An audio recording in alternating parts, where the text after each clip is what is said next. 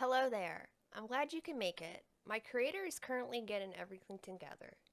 He asked me to inform you if the content helps you. Consider hitting that subscribe button and tap in on the like button. I don't understand the importance of this. I guess it's a human thing. Anyways, check out the hologram. My creator should be back momentarily.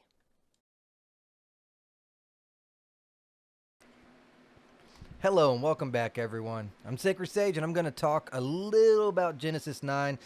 Pretty much just like my overview on it.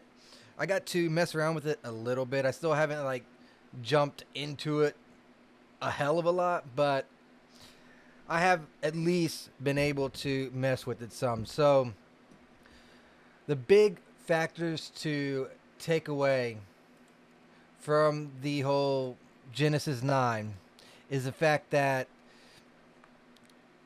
the assets, regardless of it being male or female, can be placed on the model.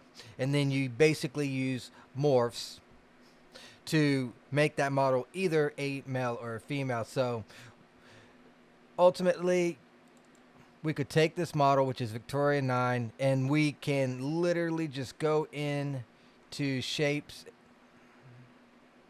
whoop, full body, and then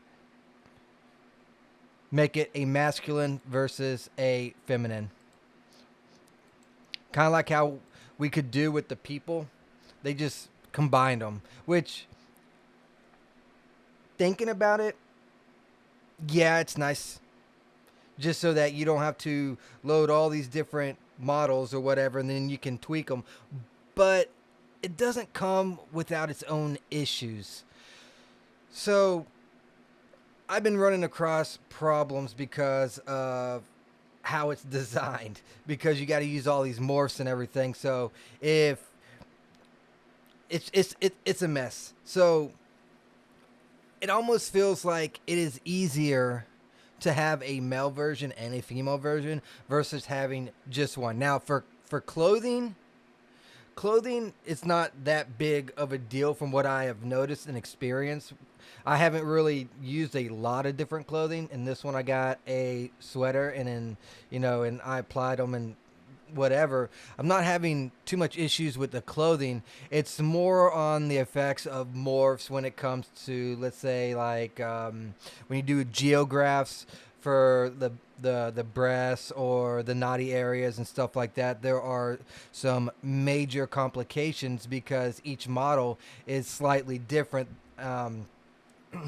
I was hearing from one asset designer that the actual shape for the pelvis area is slightly different for almost every model, so that puts a real bind and more work and constant tweaking and fixing from this asset designer just to have his asset worthwhile. So I find that kind of like a huge negative. And it's not just that, it's like I said, the upper area as well, because the polygon count there for the Genesis 9 is, well, let's just say completely subpar, really bad. So designers that do that type of stuff are actually having a really hard time as well.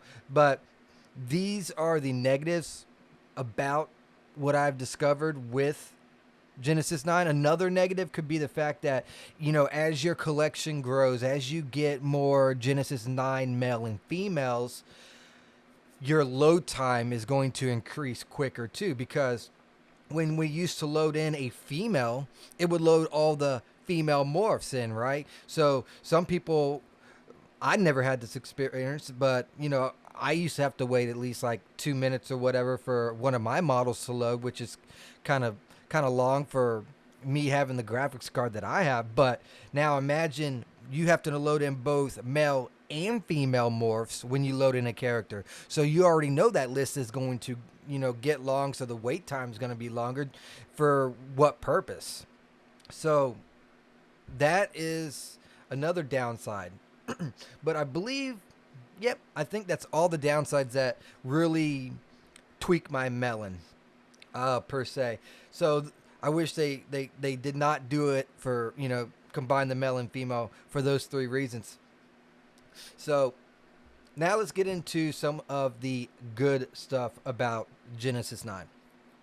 So some of the things that they did with Genesis 9 is they simplified stuff. So if we go into our model, we go into the Surfaces tab, Victoria 9, Surfaces. This is a lot smaller. A lot smaller. So you got arms, body, fingernail, head, legs, mouth cavity, toenails. I like this. I really like this. So in the old Genesis 8, 8.1, you had, face, nails, scala in the eyes. There's like a whole list of different surfaces. And they pretty much just combine them into these little sections. So that is really nice. It makes it a lot easier to tweak and fix and get the results that you want. Another thing that I really enjoy about the Genesis 9 is the extra detail that they have. So when you click down into let's say the head, you can go over here to detail. And when you click on detail, what it is it basically has a detail map and a normal map, right? So when you increase the detail normal map, it kind of increases the look of and the detail of whatever you're changing, either the head, the body, or whatever. That's probably like really way too much since it starts at 1. But I like that. And another thing that I really enjoy is the fact that you can mess with the tiles. So let's say you put on a detail map, but it looks kind of scaly because you don't because of the style or whatever. You can just like increase the horizontal and vertical tiles to smooth it out. So if anything's too scaly or not scaly enough, let's say it's too smooth, you can come in here and cut it back to where it looks like it has more texture. So that's another great detail that I really liked about the Genesis 9. Again, I have not been able to really dive deep into it. I put this character together, and that's pretty much all the experience that I have. I went through looking through some of the settings. Kind of cool that they have the eyelashes, tears, eyes, mouth, eyebrows. All that is now separate. It's not built in. See, before, let's see, the eyes, the mouth, the eyeliners, all that used to be when you clicked on the head and you click down, and it would be here in the what they call, yeah, right here, upper face rig. You'd have I guess you still do got the eyes. So maybe, you know what it is the fact that they took it out of the Surfaces map and they placed it as probably an attachment or an accessory, so that it wouldn't have to be in here. That's cool. So they just simplified it that. Yeah, okay. So they just simplified it that way. So they've just put it into their own little sector rather than clogging up the whole entire model surfaces. They just separated them that way. That's cool. So that is pretty much the pros and cons that I have discovered. They have a lot of work, but the detail, I will say this too. So they also made the face, like the expressions that you make and everything.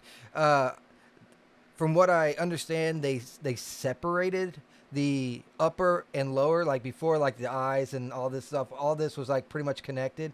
Well, they separated that so that, they could have better like expressions or whatever. So you do see better expressions by far. I will say that. I guess they increased the tolopoli or whatever they call it, and that helps with the expressions and other and whatnot. So that's kind of cool.